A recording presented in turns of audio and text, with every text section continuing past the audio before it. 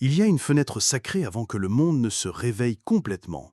Entre 3 heures et 5 heures du matin, quand la plupart dorment, le ciel est en ébullition. C'est l'heure de la délivrance divine. L'atmosphère est ténue, le trafic angélique est intense, les démons s'enfuient, et le trône de la grâce est grand ouvert à ceux qui se lèvent avec attente. Ce n'est pas une heure ordinaire, c'est l'heure des sentinelles spirituelles, des intercesseurs et de ceux qui sont désespérés pour un mouvement de Dieu. Si tu lis ceci, tu n'as pas été appelé à dormir pendant ta délivrance, tu as été appelé à te lever tôt et à te battre pour la miséricorde. Si tu n'es pas encore abonné, abonne-toi. Que Dieu te bénisse. La miséricorde de Dieu n'est pas de la faiblesse, c'est le sauvetage, c'est la puissance enveloppée de compassion. C'est l'interruption du jugement et la libération des miracles. Lorsque tu cries entre 3 heures et 5 heures du matin, tu ne fais pas que prier, tu t'alignes sur le rythme du ciel. Tu entres dans le temps où Jésus se retirait souvent pour prier. C'est le moment où les chaînes se brisent en silence, où les instructions sont chuchotées avec clarté, où les cieux bougent sans bruit. Ce que tu pries pendant ces heures peut changer ce qui se passe pendant la journée. Si tu luttes contre des retards, de la confusion, des cycles démoniaques, ou si tu as simplement besoin que Dieu se manifeste et fasse ce que lui seul peut faire, c'est ton heure. Ces prières ne sont pas magiques, ce sont des moments d'abandon. Prononce-les avec foi, déclare-les à haute voix, prie jusqu'à ce que quelque chose se brise.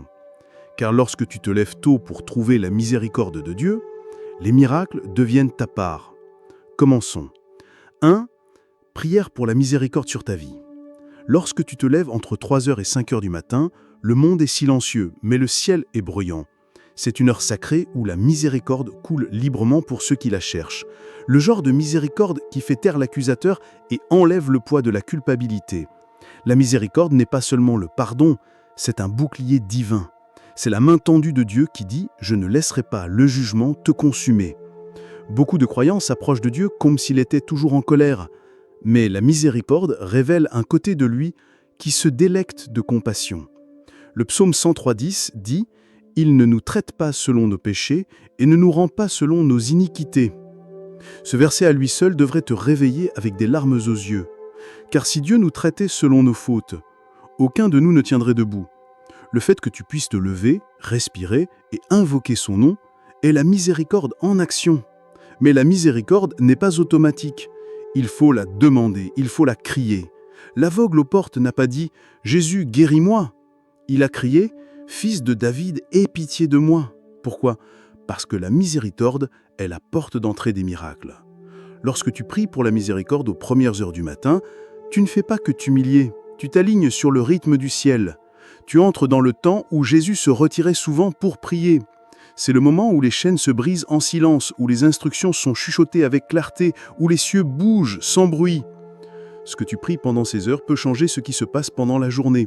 Si tu luttes contre des retards, de la confusion, des cycles démoniaques, ou si tu as simplement besoin que Dieu se manifeste et fasse ce que lui seul peut faire, c'est ton heure. Ces prières ne sont pas magiques, ce sont des moments d'abandon. Prononce-les avec foi, déclare-les à haute voix, prie jusqu'à ce que quelque chose se brise. Car lorsque tu te lèves tôt pour trouver la miséricorde de Dieu, les miracles deviennent ta part. Commençons. 1. Prière pour la miséricorde sur ta vie.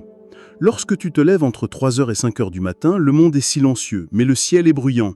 C'est une heure sacrée où la miséricorde coule librement pour ceux qui la cherchent. Le genre de miséricorde qui fait taire l'accusateur et enlève le poids de la culpabilité. La miséricorde n'est pas seulement le pardon, c'est un bouclier divin. C'est la main tendue de Dieu qui dit « Je ne laisserai pas le jugement te consumer ». Beaucoup de croyants s'approchent de Dieu comme s'il était toujours en colère. Mais la miséricorde révèle un côté de lui qui se délecte de compassion. Le psaume 103:10 dit « Il ne nous traite pas selon nos péchés et ne nous rend pas selon nos iniquités ». Ce verset à lui seul devrait te réveiller avec des larmes aux yeux. Car si Dieu nous traitait selon nos fautes, aucun de nous ne tiendrait debout. Le fait que tu puisses te lever, respirer et invoquer son nom est la miséricorde en action. Mais la miséricorde n'est pas automatique. Il faut la demander, il faut la crier. L'aveugle aux portes n'a pas dit « Jésus, guéris-moi ». Il a crié « Fils de David, aie pitié de moi ». Pourquoi ? Parce que la miséricorde est la porte d'entrée des miracles. Lorsque tu pries pour la miséricorde aux premières heures du matin, tu ne fais pas que t'humilier. Tu t'alignes sur une promesse. Dieu répond au cœur brisé et contrit. La miséricorde ne nie pas ton erreur, elle l'annule, la couvre. Elle invite la main de Dieu là où le jugement devrait tomber. Si tu commences la journée en te sentant indigne, vaincu ou honteux, arrête-toi et demande miséricorde. Ne te cache pas, ne le reporte pas. Dis, Seigneur, aie pitié de mes pensées, de mes décisions, de mes paroles. Lave-moi et renouvelle-moi pour ce jour. La miséricorde apporte aussi la restauration. Tu as peut-être échoué hier, tu as peut-être désobéi à une instruction ou tu as répondu avec orgueil. Mais la beauté de la miséricorde est qu'elle réinitialise la journée.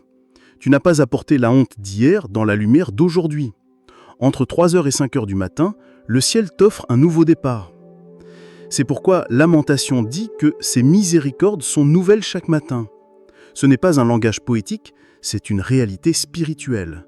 Chaque matin, la miséricorde est disponible pour que tu recommences. Tu dois aussi comprendre que la miséricorde désarme l'ennemi. Satan est l'accusateur, il se nourrit de te rappeler tes faillites à Dieu. Mais quand tu implores la miséricorde, Dieu ne discute même pas avec l'accusateur. Il lève simplement le marteau et dit « affaire classée ». C'est ce qui est arrivé au souverain sacrificateur Josué dans Zacharie chapitre 3. Satan s'est présenté pour l'accuser. Mais le Seigneur a réprimandé Satan et a donné à Josué des vêtements clairs. Pourquoi ?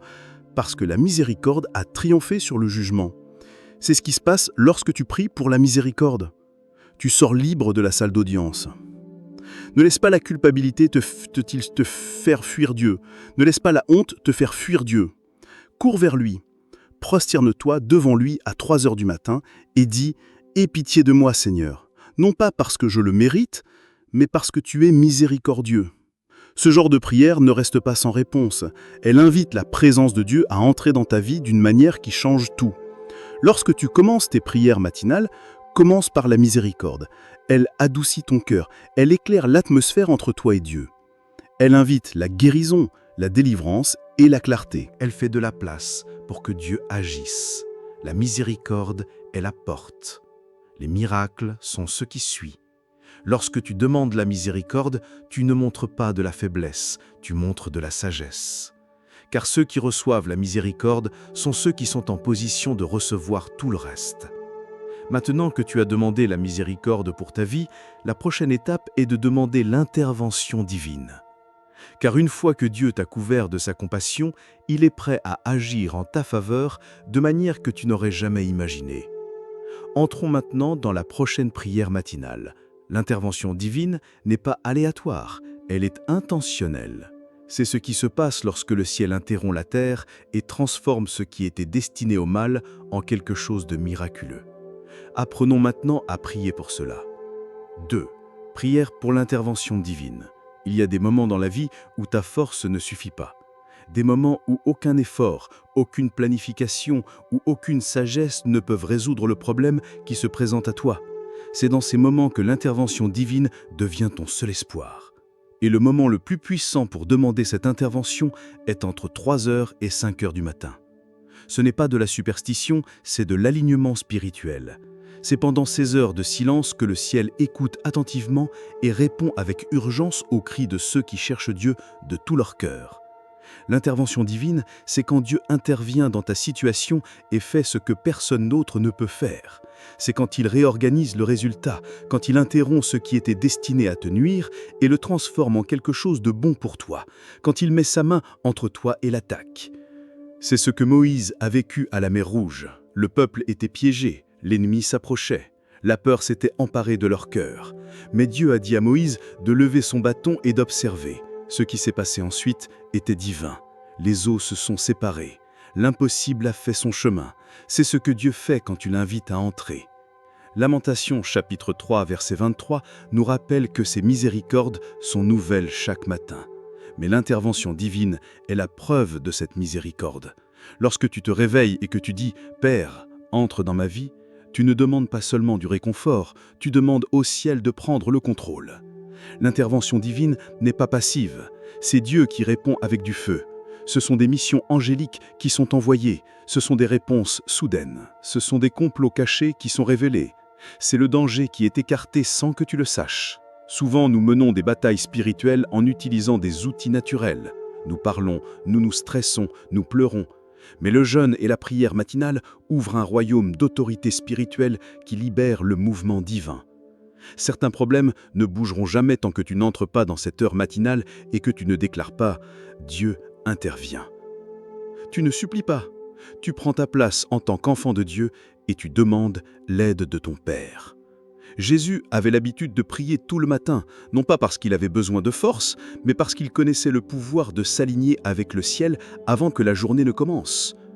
Tu ne sais pas ce que l'ennemi a planifié, mais quand tu pries entre 3h et 5h du matin, tu devances l'attaque. Tu couvres ta journée avec le sang de Jésus. Tu entoures ta vie avec l'aide divine. Tu dis « Dieu, va devant moi et mène les batailles que je ne peux pas voir ». Certaines personnes auraient dû être détruites, mais l'intervention divine les a préservées. Certaines situations auraient dû terminer par la honte, mais l'interruption divine a apporté l'honneur.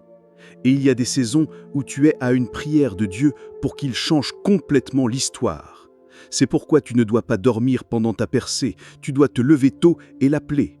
Lorsque tu pries pour l'intervention divine, ne le fais pas à voix basse. Sois précis, dis « Dieu, j'ai besoin que tu interviennes dans mon mariage, interviens dans mes finances, interviens dans ce diagnostic, interviens dans ma pensée, interviens dans cette affaire juridique, interviens dans la vie de mon enfant. » Invite-le à entrer dans l'espace où tu es le plus faible, car quand il entre, les choses ne peuvent pas rester les mêmes.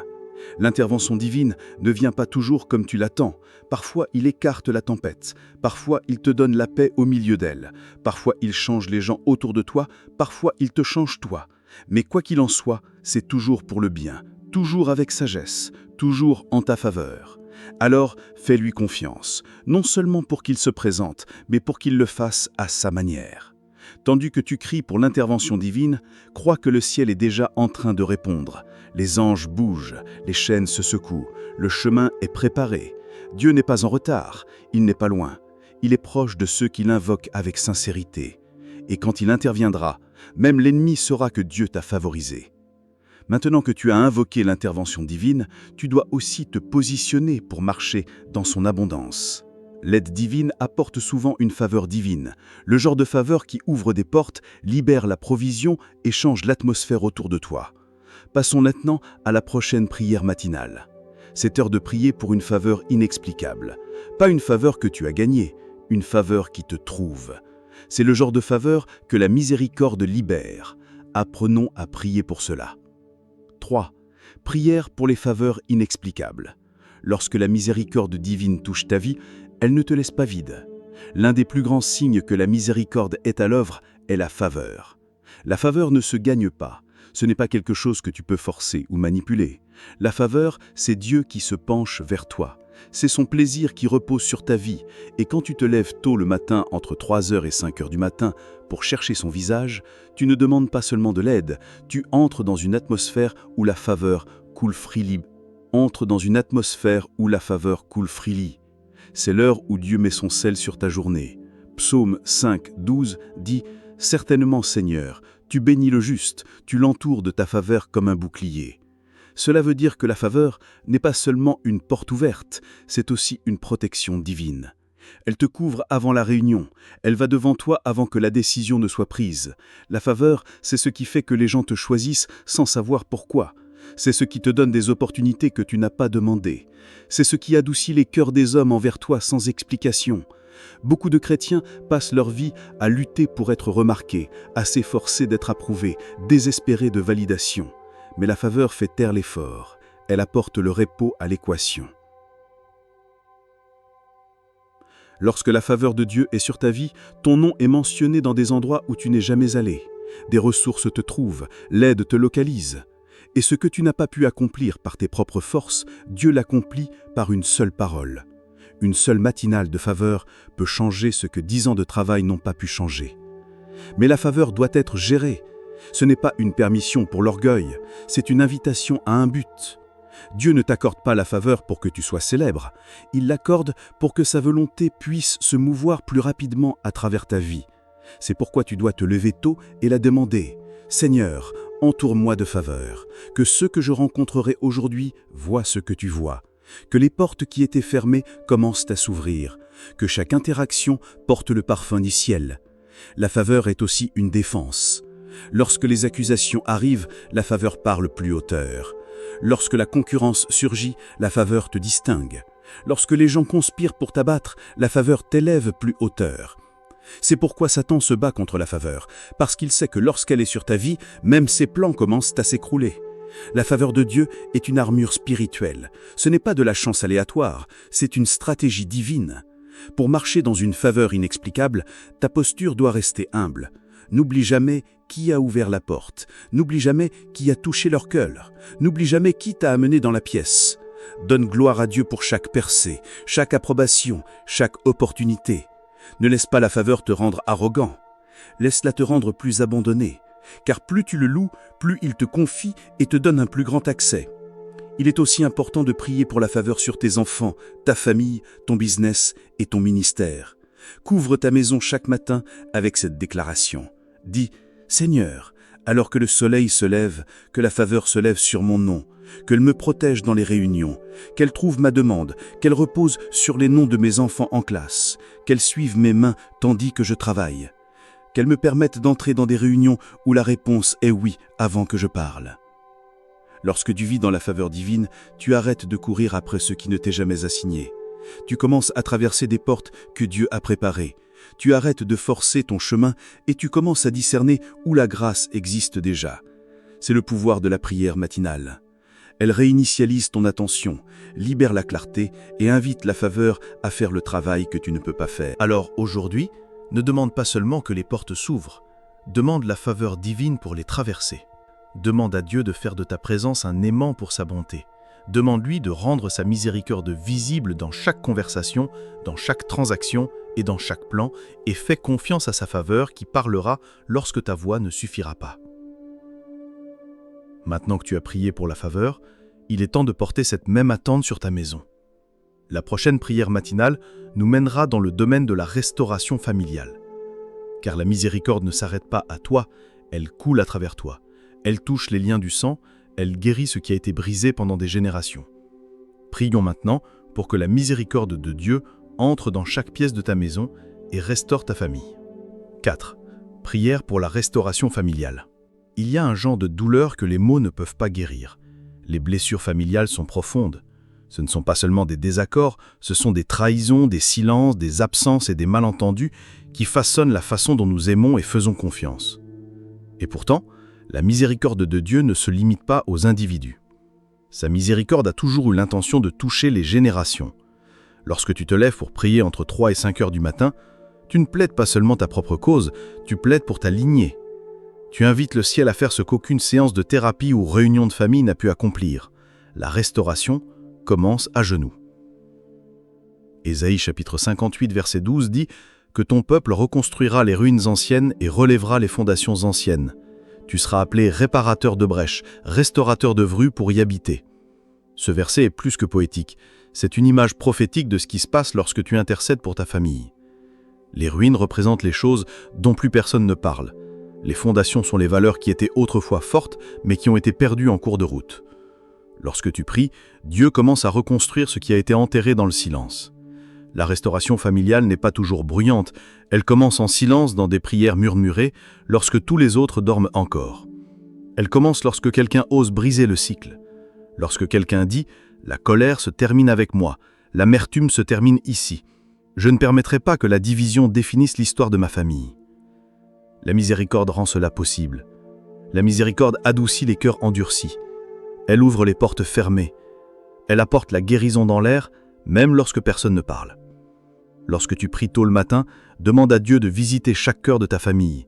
Dis, Seigneur, visite le père qui est parti, visite la mère qui souffre, visite le frère qui s'est éloigné, visite l'enfant qui a du mal à comprendre. Enveloppe-les dans la miséricorde. Apporte la compréhension, guéris les mémoires, reconstruis l'amour. La prière ne changera peut-être pas du jour au lendemain, mais elle change l'atmosphère. Elle invite Dieu à faire la chirurgie du cœur que lui seul peut faire. Ne prie pas seulement pour la réunion, prie pour la vraie guérison. Car parfois les gens se réunissent physiquement, mais ils sont toujours divisés spirituellement. La restauration signifie plus que le contact, elle signifie le pardon. Elle signifie le repentir. Elle signifie dire la vérité sans honte. Et ce niveau de guérison nécessite la puissance de Dieu. C'est pourquoi tu ne peux pas t'arrêter de prier, tu ne peux pas t'arrêter d'intercéder, même quand il se moque de toi, même quand il résiste, tu dois te tenir sur la brèche.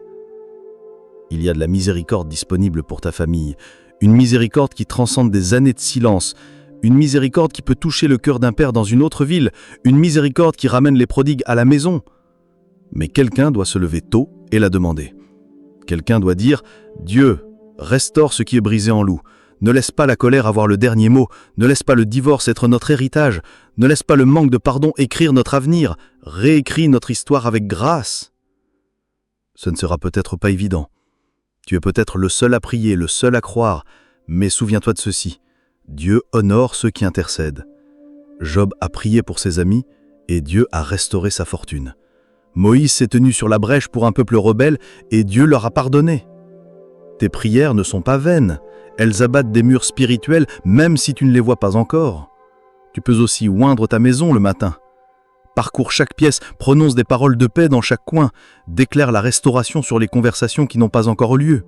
Saisis cette heure sacrée pour inviter Dieu à entrer dans la structure même de ta famille.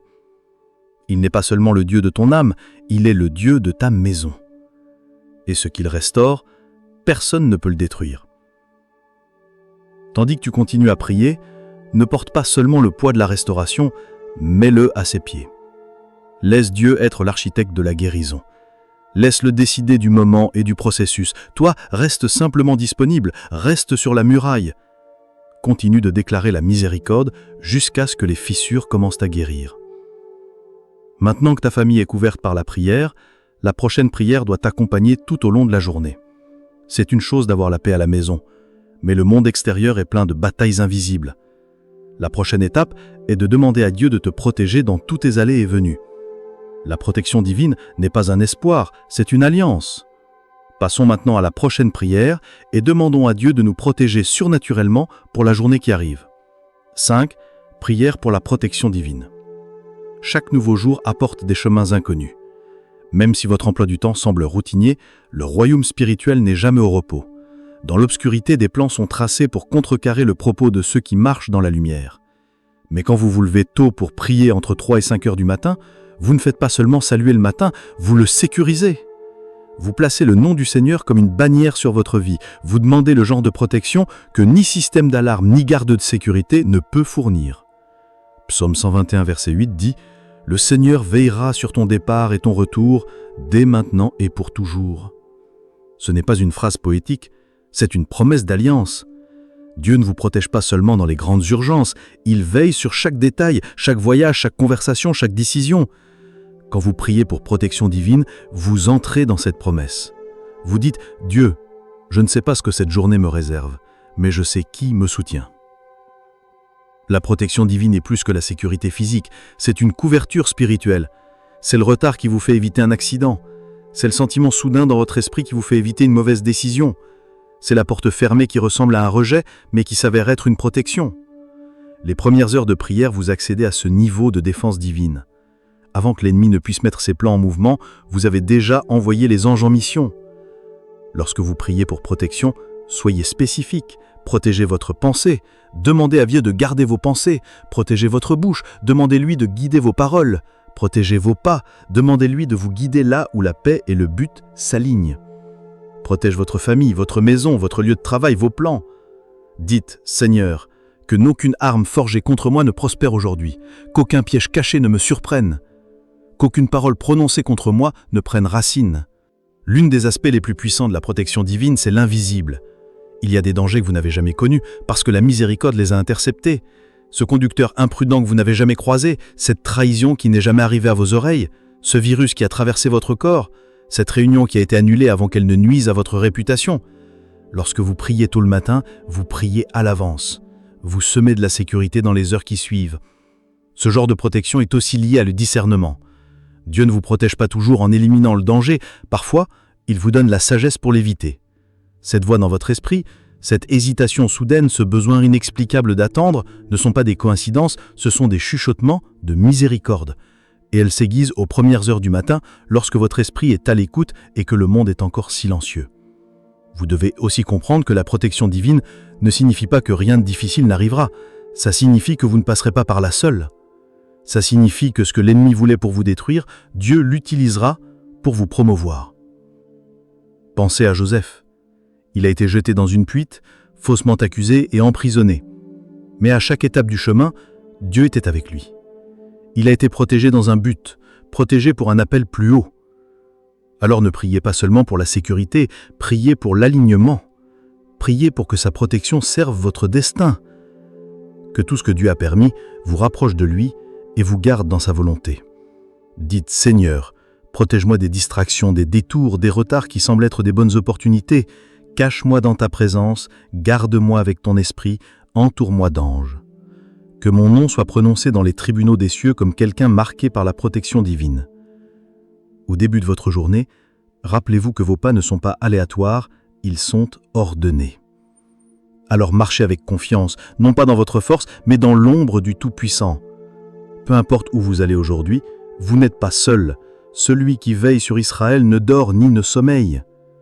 Et s'il veille sur vous, alors n'aucun complot, aucun plan, aucune puissance ne peut défaire ce qu'il a ordonné. Maintenant que vos pas ont été couverts par la protection divine, il est temps d'aborder une des zones avec lesquelles beaucoup se battent en silence, la provision. La prière matinale suivante vous aidera à invoquer Jéhovah Jireh, le Dieu qui voit et qui pourvoit. Car la miséricorde divine ne se limite pas à la protection, elle coule vers la provision surnaturelle.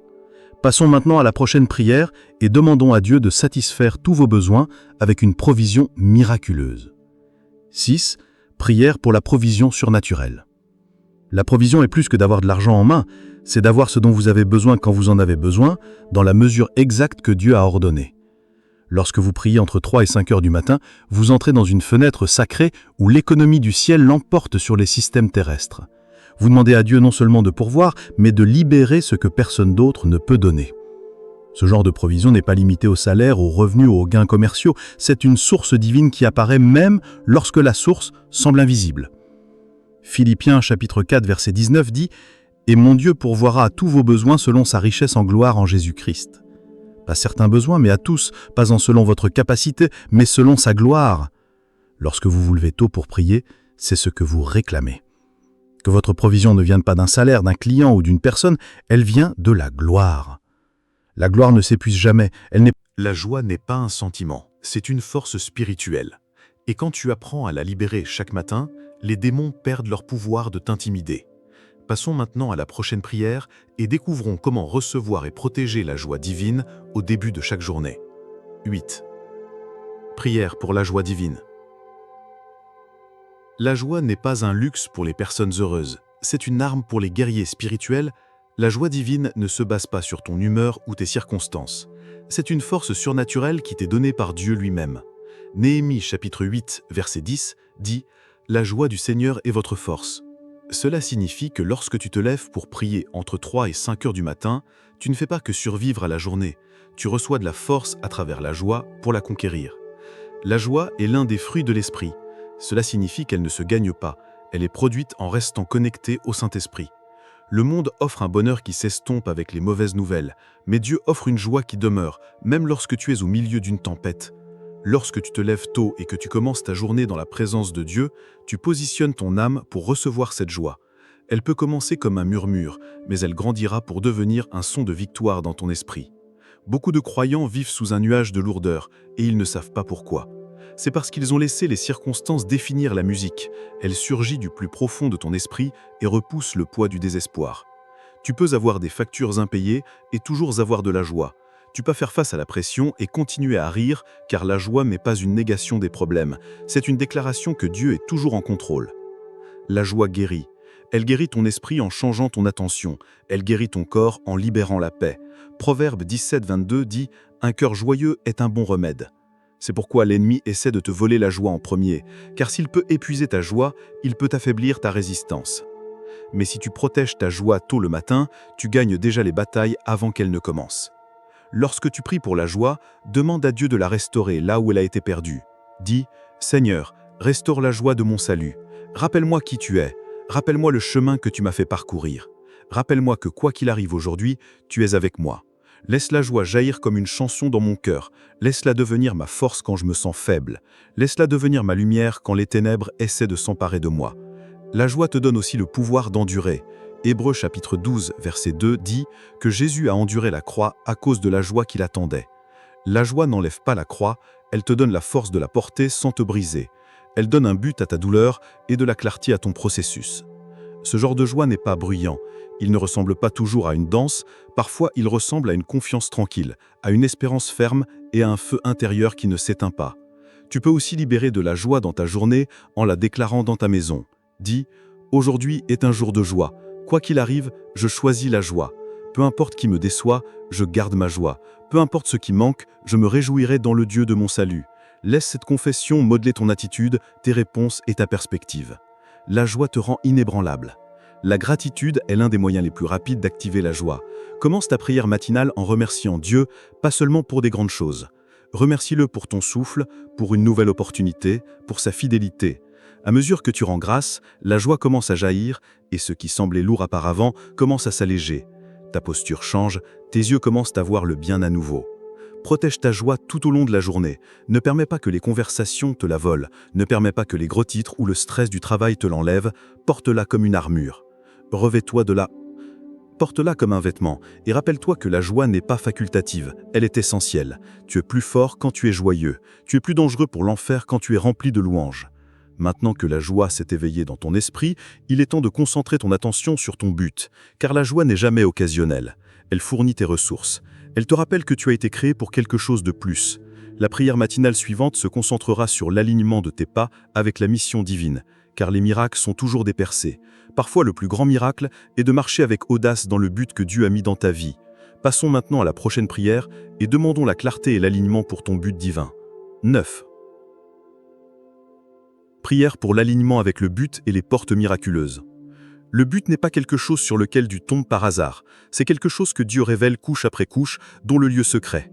Lorsque tu te lèves pour prier entre 3 et 5 heures du matin, tu ne demandes pas seulement de survivre à la journée, tu demandes au ciel que s'aligne ta vie avec la raison pour laquelle tu as été créé. Beaucoup vivent, mais peu sont alignés.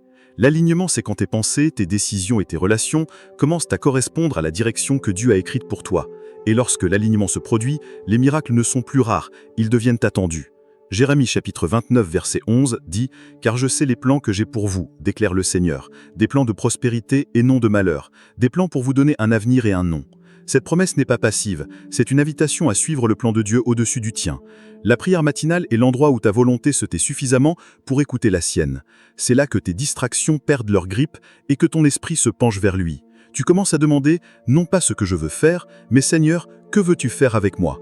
Lorsque tu pries pour l'alignement avec ton but, tu ne cherches pas seulement la clarté, tu demandes aussi le timing divin.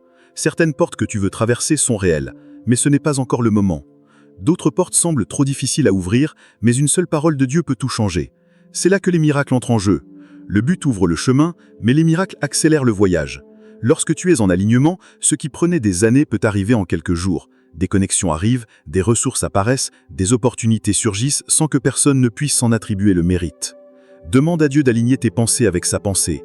Dis, Seigneur, enlève toute distraction qui prétend être le destin. Enlève toute bonne idée qui n'est pas une idée de Dieu.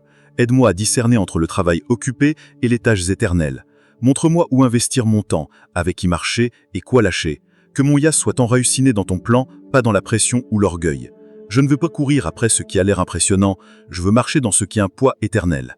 Le but donne de la concentration, et la concentration apporte la faveur. Lorsque ta vie est alignée, tu n'as pas besoin de mendier de bénédiction. Elles commencent à te suivre. Le psaume 23 verset 6 dit « Certes qui a ta bonté et ton amour me suivront tous les jours de ma vie ».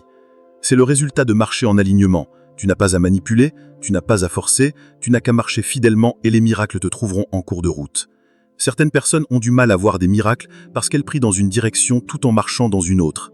Mais lorsque tu pries pour l'alignement, tu te places sous un ciel ouvert. Tu dis « Seigneur, j'irai où tu m'envoies, je resterai où tu me gardes, j'attendrai quand tu diras de faire une pause, et je me bougerai quand tu diras maintenant. » Cette obéissance crée de l'espace pour le mouvement surnaturel. Prie pour des portes ouvertes, mais prie aussi pour la grâce de les franchir avec audace. Certaines portes t'obligeront à laisser le confort derrière toi. Elles mettront à l'épreuve tes insécurités, d'autres mettront à nu ta petitesse de pensée passée. Mais chaque porte ouverte par Dieu vient avec le miracle de la force nécessaire pour la traverser. Ésaïe chapitre 45 verset 2 dit « J'irai devant toi et j'aplanirai les montagnes. Je briserai les portes de bronze et je couperai les verrous de fer. » C'est ce qui se passe lorsque tu marches en alignement. Les portes ne s'ouvrent pas seulement, les obstacles s'effondrent. C'est le moment de prier d'avec audace. Demande des miracles qui correspondent à la taille de ton appel. Ne demande pas de miettes quand Dieu t'a appelé à nourrir les nations. Dis « Seigneur, je crois en toi pour des partenariats divins. Je crois en toi pour des téléchargements créatifs. Je crois en toi pour des portes qui s'ouvrent dans des endroits où je n'ai pas encore accès. Je crois en toi pour la rapidité là où il y a eu des retards. Je crois en toi pour la restauration là où il y a eu des pertes. Que tous les miracles nécessaires à mon but soient libérés maintenant. À mesure que ton esprit s'aligne avec le plan de Dieu et que ton chemin s'ouvre à l'agenda du ciel, la chose pour laquelle tu dois prier ensuite est la sagesse, car les miracles et les opportunités sont puissants, mais sans sagesse, ils peuvent être gaspillés. La musique ainsi de suite est précieux. Maintenant que tu as couvert ton matin de prières de miséricorde, de miracles, de protection, de provision, de paix, de joie, de but et maintenant de sagesse, tu n'as pas de début de journée. Tu es entré en alignement avec le ciel. Tu as posé une fondation spirituelle qui ne peut pas être ébranlée. Des miracles ont été invités, des anges ont été envoyés et tu entres dans ta journée avec une clarté et une confiance divine. L'heure à laquelle tu pries est-elle vraiment si importante? Voyons pourquoi 3 à 5 heures du matin changent tout. La plupart des gens pensent que Dieu écoute à n'importe quelle heure et ils ont raison. Il n'est pas limité par le temps et ses oreilles sont toujours attentives aux cris de ses enfants. Tu peux prier à midi ou à minuit et il t'entendra. Mais que se passe-t-il s'il y a certains moments où le ciel n'est pas seulement ouvert, mais qu'il observe aussi plus intentionnellement? Et si certains royaumes sont plus actifs et certaines portes spirituelles sont plus sensibles pendant certains moments? C'est le mystère que beaucoup manquent. La vérité est que si Dieu est éternel, l'homme ne l'est pas, nous sommes soumis au temps et le temps est souvent ce que fait l'entraînement divin. Dans les Écritures, Jésus ne priait pas au hasard. Il se levait souvent très tôt le matin, alors qu'il faisait encore noir pour chercher un lieu solitaire pour prier. Marc chapitre 1 verset 35. Ce n'était pas une coïncidence. Les prophètes, les apôtres et même les psalmistes parlaient de chercher Dieu dans les veilles de nuit et aux premières heures de l'aube. Ce n'étaient pas des phrases poétiques, mais des patrons spirituels. Entre 3 et 5 heures du matin, souvent appelée la 4e veille ou la dernière veille de la nuit dans l'ancienne culture juive, est un moment profondément spirituel. Dans le royaume céleste démoniaque, c'est le moment où les démons complotent, mais c'est aussi le moment où les stratégies divines sont révélées. La vraie question est la suivante. Pourquoi Dieu récompense-t-il ceux qui prient pendant ce temps? La réponse n'est pas seulement une question de temps, mais de sacrifice. Quand tu vainqueurs le sommeil, le confort et la tentation de repousser l'alarme, tu ne fais pas que prier. Tu donnes à Dieu la première chose. Pas ton attention de surplus, ni le moment où tu as le temps, mais ton attention alerte, disciplinée et vigilante. Ce genre de sacrifice attire l'attention du ciel. Alors oui, tu peux prier d'un n'importe quel moment, mais lorsque tu alignes ta prière avec les patrons des veilles divines, lorsque tu sacrifies le repos pour la révélation, lorsque tu mets le royaume avant ton confort, quelque chose change. La discipline de se lever tôt pour prier ne change pas seulement la façon dont Dieu te voit, elle change la façon dont tu le vois. Voici 5 raisons puissantes pour lesquelles prier entre 3 et 5 heures du matin est spirituellement significatif. La première est que c'est aligne avec l'éveil divine. Il y a une raison pour laquelle le ciel semble se mouvoir avec force entre 3 et 5 heures du matin. Dans les Écritures, cet intervalle était considéré comme la dernière veille nocturne, la 4e veille selon l'ancienne tradition juive. La première veille commençait à 18 heures et chaque veille durait 3 heures. Quand la 4e veille arrivait, les ténèbres commençaient à perdre leur grippe. Une transition se produisait et dans le royaume de l'esprit, cette transition était plus que symbolique. Elle marquait le moment où Dieu agissait souvent avec délivrance soudaine, un jugement ou une révélation divine. Par conséquent, prier pendant ce temps n'est pas simplement d'être éveillé, il s'agit d'être en position. Dans Exode chapitre 14 verset 24, la Bible dit « Pendant la dernière veille de la nuit, le Seigneur a regardé de la colonne de feu et de nuée l'armée égyptienne et l'a plongée dans la confusion. » David comprenait l'importance des veilles. Il savait que certaines révélations ne venaient que lorsque le monde était silencieux et que tes oreilles étaient grandes ouvertes. Ce genre d'attention est ce qui construit la sensibilité spirituelle. Il entraîne ton cœur à entendre plus que ta propre voix dans la prière. Il te positionne pour recevoir. Lorsque tu t'alignes sur l'éveil divin, tu n'es pas seulement obéissant, tu deviens constant. Et cette constance est ce qui construit l'autorité spirituelle. Un soldat ne s'entraîne pas seulement quand cela lui convient, il s'entraîne quand c'est nécessaire. Dans l'esprit, c'est la même chose. Certaines batailles sont gagnées parce que quelqu'un a décidé de prier alors que son corps disait non. Certaines percées arrivent parce que le moment de la prière a coïncidé avec le mouvement du ciel. Il est facile de dire que Dieu t'écoute à tout moment, et c'est vrai, il le fait, mais il y a des moments où il est en mouvement, pas seulement à l'écoute. Il y a des fenêtres où son esprit n'est pas seulement disponible, mais où il plane, comme dans Genèse chapitre 1, verset 2, en attendant que quelqu'un prononce sa parole et s'associe à sa volonté. Ce genre de synchronisation est divin. Ce genre de prière crée des ondulations à la fois dans le royaume naturel et spirituel. Alors si tu pries entre 3 et 5 heures du matin, tu ne le fais pas pour faire semblant. Tu t'alignes sur le rythme des gardes divines. Tu te tiens sur la brèche pendant que les autres dorment. Tu interceptes des plans, tu inverses des malédictions et tu libères des promesses. Tu ne fais pas que prier, tu t'associes au mouvement du ciel. Et ce genre de prière ne revient pas vide, il revient avec de l'autorité, de la clarté et des résultats. La raison suivante est qu'elle démontre une discipline spirituelle et un sacrifice.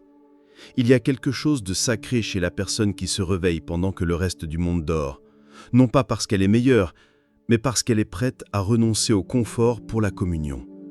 La prière à tout moment de la journée est puissante, mais lorsque tu te lèves intentionnellement tôt, surtout entre 3 et 5 heures du matin, ta prière devient plus que des mots. Elle devient un sacrifice. Et dans le royaume spirituel, le sacrifice parle plus loin que le confort. Le psaume 63:1 déclare « Toi, Dieu, tu es mon Dieu. Je te cherche de tout mon cœur. J'ai soif de toi. Tout mon être soupire après toi. Dans une terre sèche et aride, où il n'y a pas d'eau. » Le mot « avec toutes mes forces » se traduit d'une racine hébraïque qui signifie « tôt ». Chercher Dieu tôt ne se référait pas simplement à l'heure de l'horloge, mais à la priorité. Cela signifiait mettre Dieu avant la nourriture, avant le sommeil, avant toute autre chose. Ce genre de discipline montre au ciel que tu n'es pas mu par tes émotions ou la routine, mais par la faim. Se lever tôt pour prier exige de dire non à la chair. Cela signifie briser les schémas qui nourrissent ton confort et les remplacer par ceux qui nourrissent ton esprit. C'est le terrain d'entraînement pour la maturité spirituelle.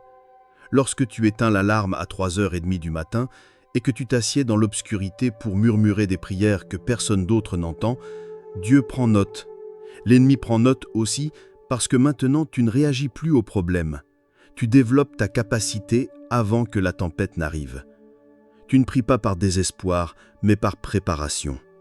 Jésus a dit à ses disciples, dans Matthieu chapitre 26, verset 41, « Veillez et priez, afin que vous n'entriez pas en tentation. L'esprit est bien disposé, mais la chair est faible. » Il ne leur a pas seulement dit de prier, il leur a dit de veiller. Être vigilant implique d'être alerte. Cela signifie rester éveillé dans un but. L'acte de se lever pour prier avant l'aube est un acte de vigilance. Il dit que tu es conscient des réalités spirituelles et que tu refuses de dormir pendant que Dieu voit agir. Le sacrifice active toujours le ciel. Le sacrifice d'Abraham devint la clé de la bénédiction générationnelle. Le sacrifice d'Anne pour son Silon ouvrit la porte à la restauration prophétique en Israël et le sacrifice suprême de Jésus devint le fondement de notre salut. Par conséquent, lorsque tu donnes ton sommeil à Dieu, tu ne lui donnes pas ce qui te convient, tu lui donnes quelque chose qui te coûte. Et ce genre d'offrande ne passe jamais inaperçu. La discipline construit la constance, et la constance construit la puissance. Certaines personnes se demandent pourquoi elles n'entendent pas Dieu ou ne voient pas de réponse, mais la vérité est que l'intimité exige de la régularité. Lorsque tu t'engages à prier tôt le matin, même quand tu ne ressens rien au début, tu creuses un puits et avec le temps, ce puits devient un réservoir de rencontres, de percées et d'instructions divines. Ton esprit apprend à entendre, tes yeux commencent à voir, ton atmosphère change et tu commences à réaliser que la discipline n'est pas seulement de l'effort, elle est de l'alignement. Le sacrifice ouvre des portes que les talons ne peuvent pas ouvrir. Il ne s'agit pas d'être un intercesseur bruyant, il s'agit d'être présent. Présent quand c'est difficile, présent quand il y a du silence, présent quand ton oreiller t'appelle, présent quand Dieu te chuchote. Plus tu t'habitues à te lever tôt, plus tes sens spirituels s'aiguisent. Et cela nous amène à la prochaine vérité. Se lever tôt n'est pas seulement une question de discipline. Il s'agit de ce que Dieu veut te dire avant que le bruit commence. Si tu peux vaincre ton confort, tu découvriras quelque chose de plus profond que le devoir. Tu entreras dans l'instruction divine. Tu n'entendras pas seulement Dieu parler, mais il se révélera aussi. Une autre raison est qu'elle t'ouvre à la révélation et à l'instruction. Quand tu te lèves pour prier aux premières heures de la journée, tu ne réveilles pas seulement ton corps, tu réveilles ton esprit pour entendre ce que Dieu attendait de te chuchoter. Entre 3 et 5 heures du matin, le monde est plus calme. Les distractions sont minimales, mais plus que cela, l'atmosphère est spirituellement fertile. C'est l'heure où ton cœur est tendre, tes pensées sont claires, et le voile entre le naturel et le surnaturel semble plus teint. S'il y a un moment pour recevoir une instruction divine, c'est celui-ci. Job chapitre 33, versets 14 à 16 dit « Car Dieu parle maintenant d'une manière, maintenant d'une autre, bien que personne ne le perçoive. Dans les rêves, dans les visions nocturnes, lorsque le sommeil profond tombe sur les gens, alors qu'ils somnolent sur leur lit, il peut leur parler à l'oreille et les terrifier avec des avertissements. » Ce passage révèle quelque chose de profond. Dieu n'arrête pas de parler. Nous arrêtons de faire attention. Et souvent, il parle plus clairement lorsque nous dormons ou que nous venons de nous réveiller. Pourquoi ? Parce que c'est à ce moment que nos défenses mentales sont faibles, nos cœurs sont mous et nos esprits sont plus ouverts pour recevoir. Ceux qui se lèvent à ces heures se placent dans une position privilégiée pour capter ce que les autres manquent. Tu n'entendras pas toujours une parole audible ou tu ne verras pas une vision. Parfois, l'instruction est subtile, une conviction profonde, une nouvelle idée, une clarté soudaine sur quelque chose pour lequel tu as prié. D'autres fois, c'est plus direct. Dieu peut te corriger, t'avertir ou te confier quelque chose, mais tu dois être éveillé pour le recevoir. L'heure de prière tôt le matin devient une classe spirituelle, et ta présence est ce qui marque ta volonté d'apprendre. Dans Luc chapitre 6, verset 12, nous lisons que Jésus est sorti sur la montagne pour prier et a passé la nuit à prier Dieu. Le verset suivant dit que, quand le matin est arrivé, il a appelé ses disciples et en a choisi 12 pour qu'ils soient des apôtres. Il a reçu les instructions pour la sélection après une nuit de prière. Il y avait un ordre divin dans la façon dont Jésus prenait les décisions. Il attendait la direction du Père avant de choisir les gens, et cette direction est venue dans les heures sécrètes. Beaucoup de gens luttent avec la confusion parce qu'ils veulent de la direction sans dévotion. Ils veulent de la clarté sans consécration. Mais la clarté est le fruit du temps passé à écouter. Si tes journées sont toujours bruyantes et rapides, tu manqueras les chuchotements de l'esprit. Mais quand tu choisis de te lever avant que le monde ne réclame ton attention, tu dis à Dieu « Parle, je t'écoute » et il le fait. La révélation n'est pas une récompense pour être spirituel, c'est le résultat de créer de l'espace. La prière matinale est un espace sacré, et quand tu t'y présentes constamment, le ciel te trouve là. La parole s'ouvre différemment. Les mêmes versets que tu lisais auparavant te pénètrent maintenant plus profondément. Les mêmes prières que tu as priées se sentent maintenant plus lourdes. Tu commences à sentir ce qui attriste le cœur de Dieu. Tu commences à reconnaître ses impulsions. Tu te familiarises avec sa présence. Il ne s'agit pas seulement de recevoir des réponses, il s'agit de devenir quelqu'un à qui on peut confier des secrets divins. Dieu ne gaspille pas son bret, il parle à ceux qui sont préparés à gérer ce qu'ils entendent. Et souvent, ce sont ceux qui se présentent avant l'aube.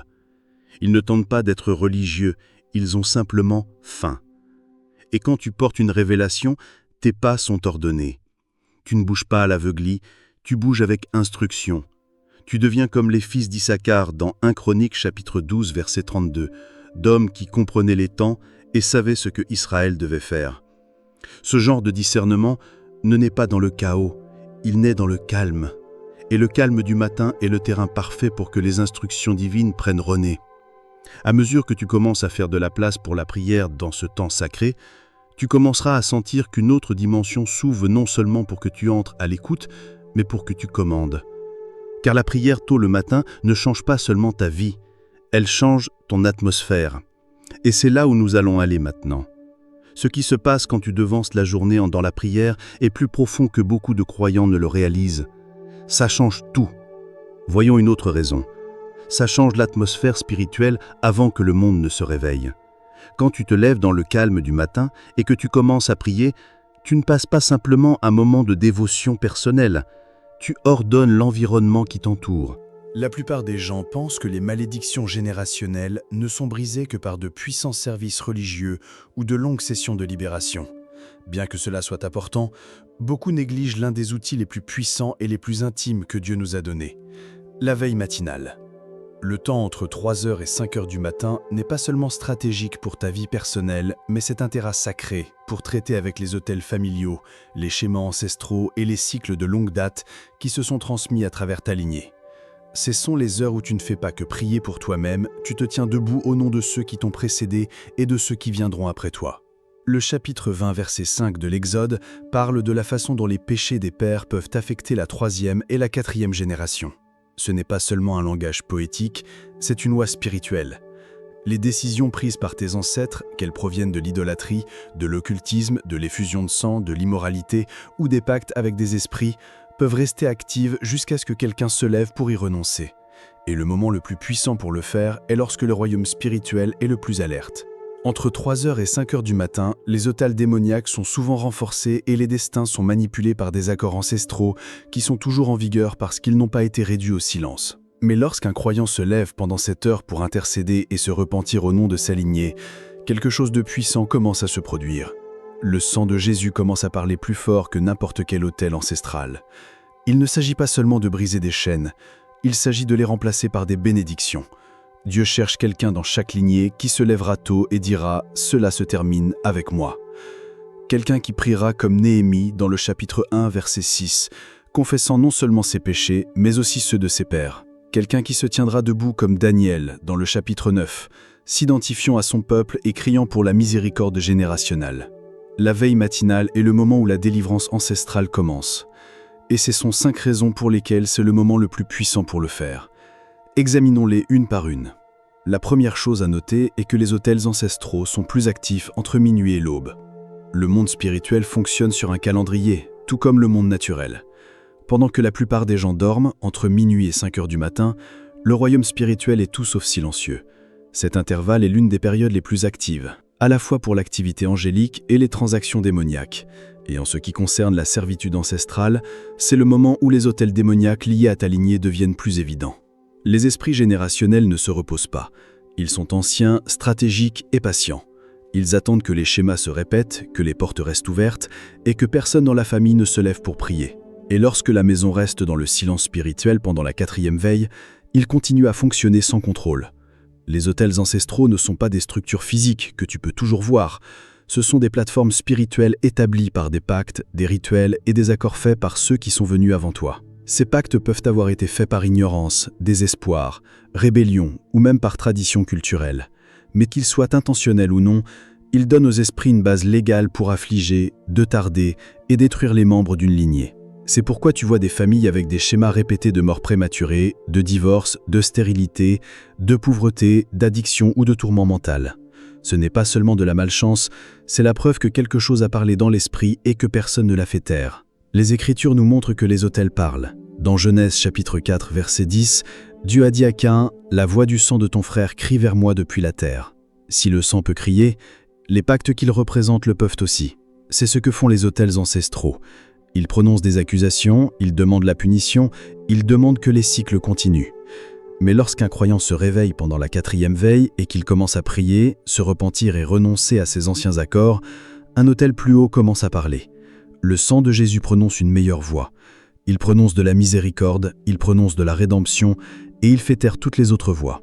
Entre 3h et 5h du matin, de nombreux esprits ancestraux tendent à renforcer leur créance légale. Ils attendent ce moment du matin pour semer la confusion, influencer les rêves et renouveler les afflictions avant que la journée ne commence. Mais ta présence en prière pendant ce même temps devient une interruption sacrée. Tu ne te lèves pas seulement en tant qu'individu, mais en tant que représentant de ta lignée familiale.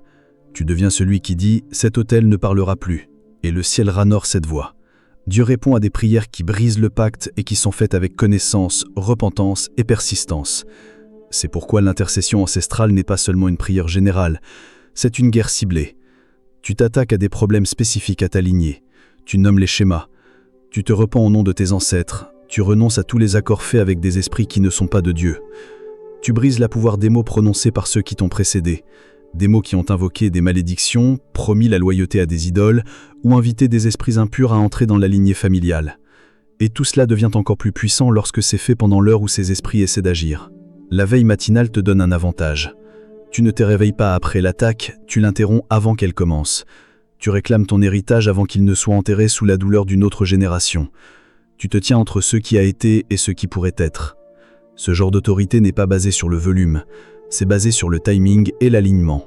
Lorsque tu affrontes les opérations démoniaques à leur apogée, et que tu les affrontes avec le sang de Jésus, ils n'ont d'autre choix que de reculer. C'est pourquoi il est important que tu mettes l'alarme, crée un espace calme, que tu te lèves quand il fait encore nuit et que tu murmures des prières que le ciel enregistre et que l'enfer craint. Ta seule présence indique que le cycle touche à sa fin, que quelqu'un dans ta famille s'est réveillé, que quelqu'un a vu le schéma et a décidé de le briser à travers Christ. Tu deviens le réparateur de la brèche, le gardien du patrimoine spirituel de ta famille. Et bien que la destruction de l'autel soit une première étape vitale, ce n'est pas la seule chose à faire. Après avoir démantelé l'autel, tu dois comprendre comment t'approcher de Dieu en tant qu'intercesseur légal.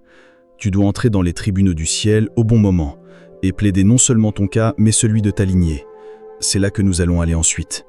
Car une fois que l'autel a été réduit au silence, tu dois apprendre comment obtenir le verdict. Le ciel écoute quand tu viens pendant les heures judiciaires avec repentance et audace. Et c'est là que les percées générationnelles deviennent permanentes. Donc, le deuxième point que nous examinons est que le ciel est plus réceptif judiciairement aux premières heures. Il y a un tribunal au ciel. Les Écritures le font clairement dans l'Ancien et le Nouveau Testament. Dans Daniel chapitre 7 verset 10, le prophète écrit « Le tribunal s'est assis et des livres ont été ouverts ». Cette salle d'audience célestiale est l'endroit où les affaires judiciaires sont traitées dans l'esprit.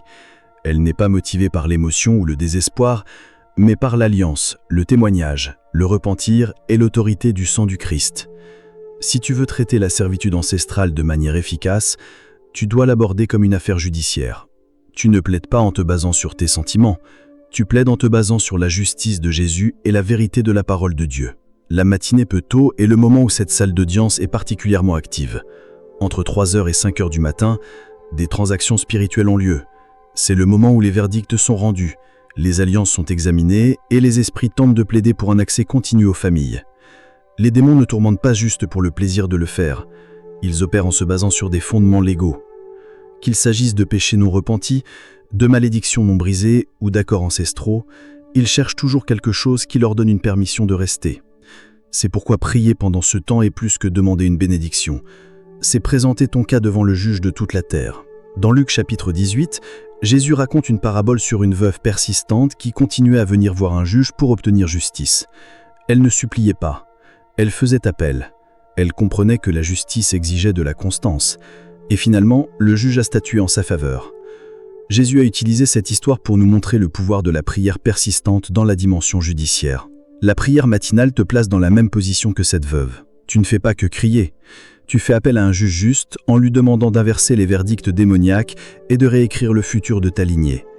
Lorsque tu pries à cette heure avec un entendement légal, tu commences à faire plus que briser et réprimander.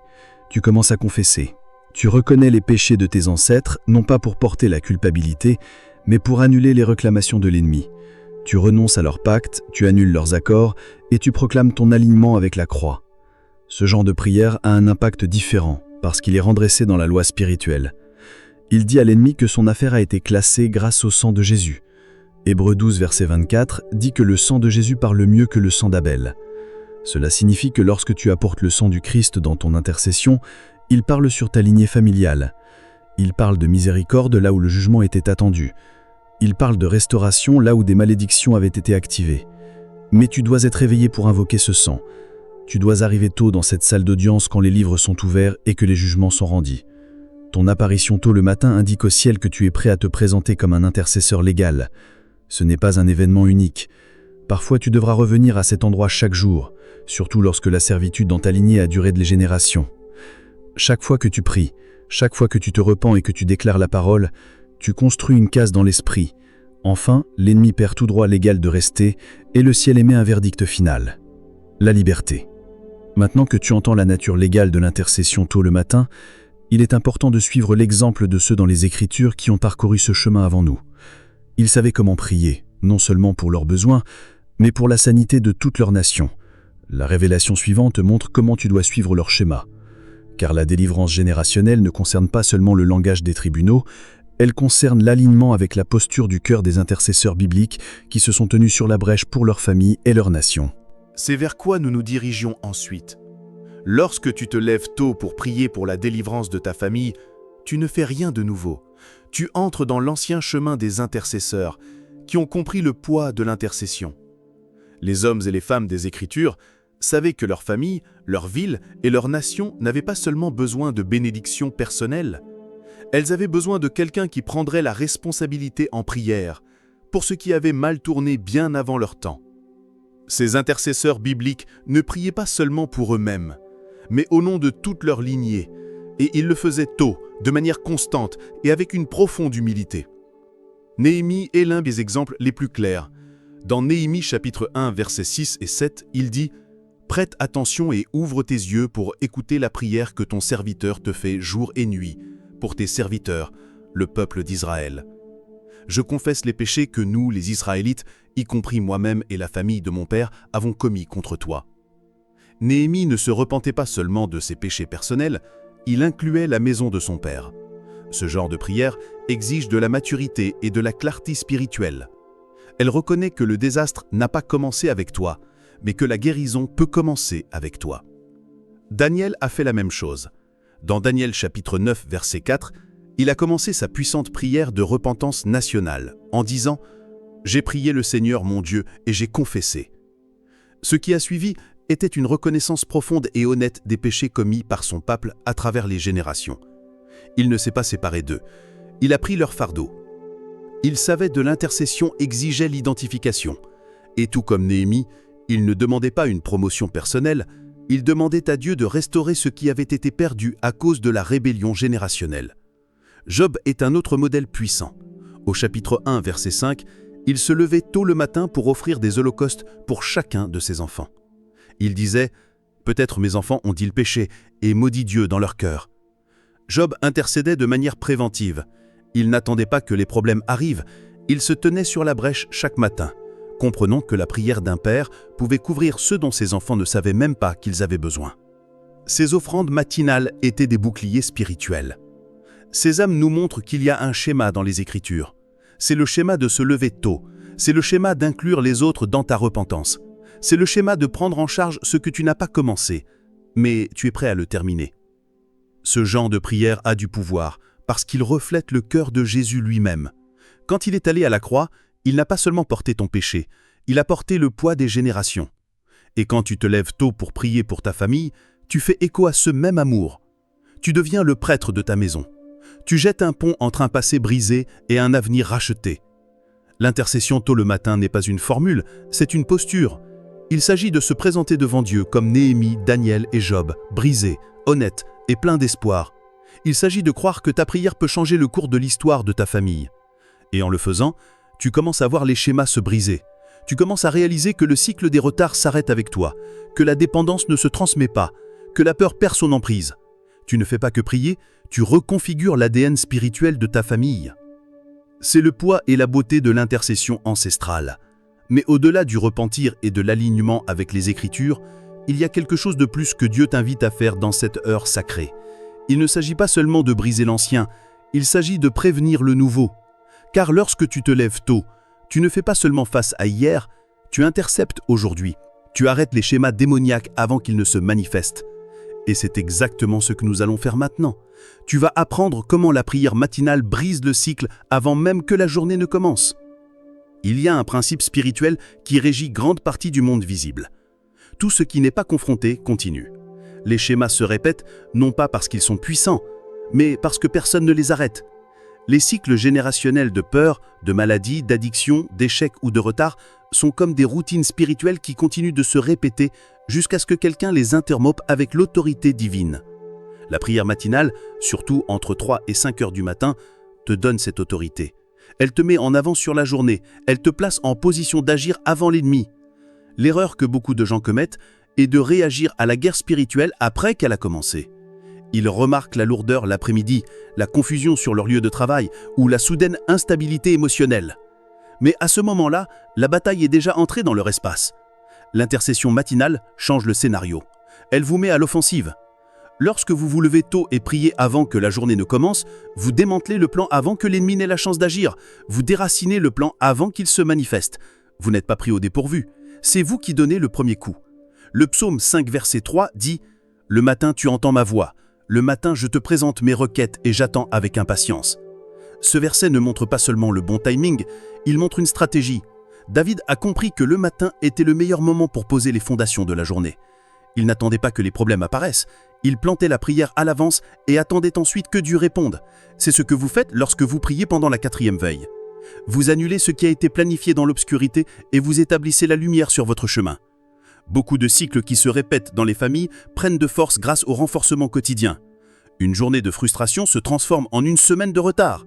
Une semaine de retard se transforme en années d'opportunités manquées. Ces choses ne sont pas aléatoires, elles sont organisées par des esprits qui opèrent selon des schémas. Mais lorsque vous vous levez et priez tôt, vous dites « ça suffit ». Vous refusez de permettre à une autre journée d'apporter la même douleur que ta famille a connue pendant des générations. Vous enlevez le fioul du feu. Vous raccourcissez le cycle avant qu'il prenne de l'élan. C'est pourquoi la constance est si puissante. Une matinée de prière peut changer quelque chose, mais la prière constante le matin tôt bulte un mur. Elle devient une haie de protection autour de ta vie et de ta lignée. Job chapitre 1 verset 10 dit que Dieu avait mis une haie de protection autour de Job, de sa maison et de tout ce qu'il possédait. Ce genre de protection n'est pas aléatoire, elle se cultive. Et une façon de la cultiver est par une prière tôt le matin. Pendant que tu pries avant que la journée ne commence, parle directement au schéma que tu as vu. Si tout le monde dans ta lignée a souffert de rejet, déclare que l'esprit derrière cela est brisé. Si la peur a paralysé ta famille, déclare le courage et la santé mentale. Si la pauvreté était la norme, prophétise la provision divine et la richesse du royaume. Tu n'implores pas, tu imposes. Tu libères l'autorité que Dieu t'a donnée au travers du Christ pour piétiner les serpents et les scorpions et tout le pouvoir de l'ennemi. Il y a une confiance qui commence à grandir lorsque tu pries de cette manière. Tu commences à remarquer moins d'attaques émotionnelles. Tu te sens moins submergé par la guerre surprise. Tu commences à discerner les changements spirituels avant qu'ils se produisent. C'est ce qui se passe lorsque tu ne laisses plus la journée te guider. Tu guides la journée, mais ta tâche ne se limite pas à briser les cycles. Il y a quelque chose d'encore plus grand qui doit venir ensuite. Après avoir démantelé la malédiction, tu dois la remplacer par la bénédiction. Après avoir déraciné ce qui était démoniaque, tu dois planter ce qui est divin. L'autel ne doit pas rester vide, maintenant il doit être rempli de promesses. Car la prière matinale n'est pas seulement un endroit pour abattre, c'est un lieu de libération prophétique. Et c'est là que nous allons aller ensuite, tu vas apprendre comment la prière matinale brise le cycle avant que la journée ne commence, il s'agit d'aller jusqu'à la fin du bout du terre-type. La guerre spirituelle n'est pas complète tant que tu n'as pas remplacé ce qui a été détruit. Lorsque tu te lèves pendant la veille matinale pour briser les malédictions ancestrales, tu dois aussi prononcer des bénédictions à leur place. La nature a horreur du vide. Si tu abats un autel et que tu laisses cet espace vide, ça crée un espace pour que les mêmes esprits ou des esprits encore plus mauvais reviennent. Jésus a parlé de cela dans Matthieu chapitre 12 versets 43 à 45, où un esprit maléfique après avoir été expulsé revient et trouve la maison vide et ramène avec lui 7 autres esprits. C'est pourquoi l'intercession ancestrale doit inclure à la fois la rupture des malédictions et la libération intentionnelle de bénédictions générationnelles. Le matin tôt n'est pas seulement un moment pour renoncer au passé, c'est un moment de prophétiser l'avenir. Lorsque vous vous réveillez entre 3 et 5 heures du matin, vous ne démantelez pas seulement des anciennes structures, vous posez de nouvelles fondations. C'est ici que vous déclarez que vos enfants n'hériteront pas la peur. C'est ici que vous déclarez sur votre famille que la joie, la paix, la sagesse, la santé et la faveur sont maintenant la part qui fleuront à travers votre lignée. Vous n'arrêtez pas seulement l'héritage démoniaque, vous réclamez l'héritage divin, acheté avec le sang du Christ. Deutéronome chapitre 30 verset 19 dit « Aujourd'hui je prends les cieux et la terre à témoin contre vous de ce que je vous ai mis devant la vie et la mort, la bénédiction et la malédiction. Maintenant, choisis la vie pour que tu vives toi et tes enfants. » Le pouvoir de choisir la bénédiction est réel et la prière est une des principales façons d'activer ce choix. Lorsque vous ouvrez votre bouche le matin et que vous prononcez des paroles de vie sur votre lignée, vous choisissez la vie pour vos enfants, vos petits-enfants et les générations qui ne sont pas encore nées. Il y a des bénédictions écrites dans les Écritures qui attendent d'être prononcées à haute voix. Des promesses de protection, de sagesse, de richesse, de santé, d'influence et de longue vie. L'ennemi les connaît aussi. C'est pourquoi il distrait beaucoup de gens de ne pas les déclarer. Mais lorsque vous vous levez tôt et que vous remplissez votre maison de la parole de Dieu, vous changez l'atmosphère, vous transformez votre chambre en un utérus prophétique, donnant naissance à l'avenir que ta famille était censée vivre. Peu importe ce qui a été dit auparavant, lorsque vous déclarez la parole de Dieu avec foi, vous remplacez tout enregistrement démoniaque avec la vérité divine.